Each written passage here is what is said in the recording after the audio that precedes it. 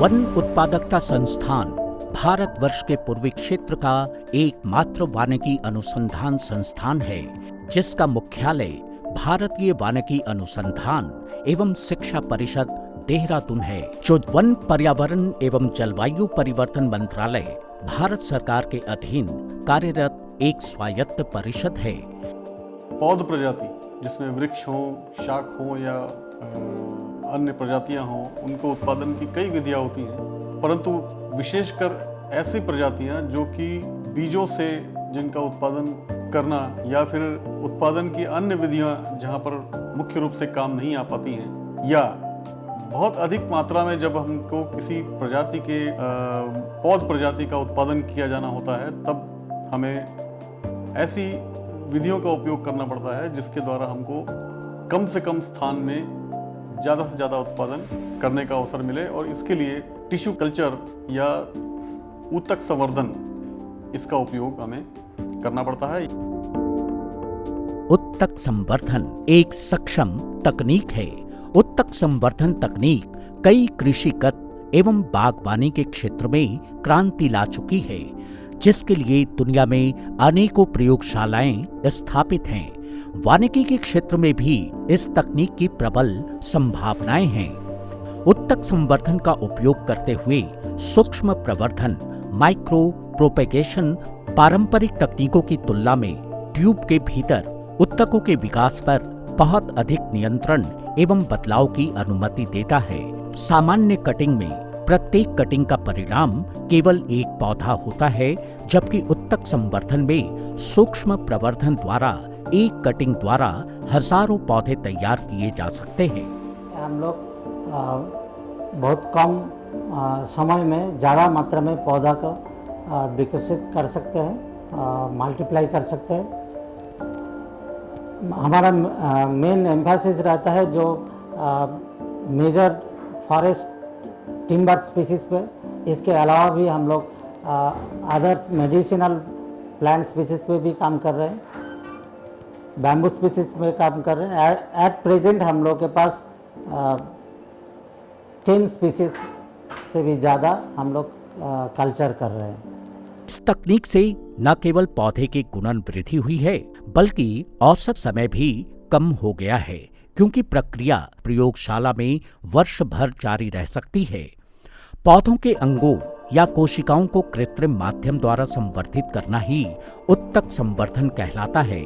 इसे in vitro तकनीक भी कहते हैं। ये तकनीक पादप की कोशिकाओं में संपूर्ण पादप को पुनरुत्पादित करने की क्षमता रखती है। उत्तक संवर्धन द्वारा पौधा उगाने के लिए भिन्न भिन्न संवर्धित माध्यमों की आवश्यकता होती है।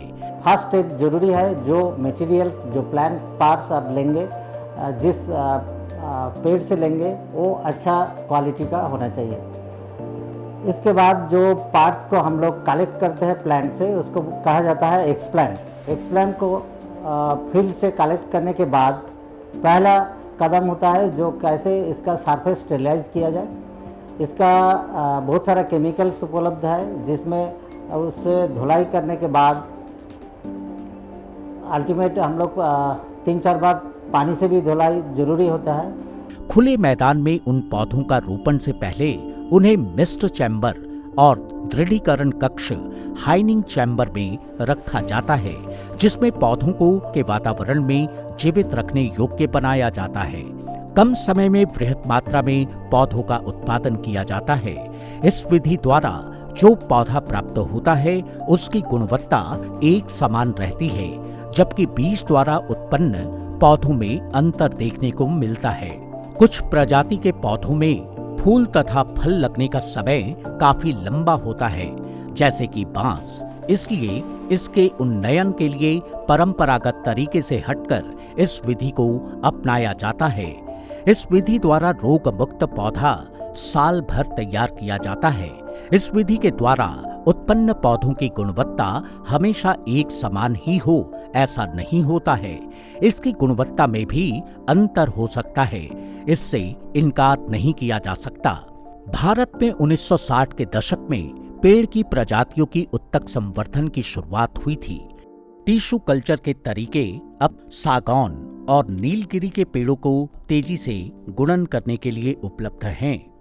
भारत में वानगी पेड़ों शीशम, डी, लतीफोलिया, शिरीष, अल्बीसिया लेबेक, इमली, चंदन, रबर आदि के लिए टिश्यू कल्चर के तरीके विकसित किए गए हैं। करीब 1 मंथ 2 मंथ्स के बाद हम लोग इस प्लांट्स को बाहर सीड हाउस में स्थानांतरित कर सकते हैं, जिसमें मिट्टी के अंदर हम लोग ट्रांसप्लांट कर सकते हैं।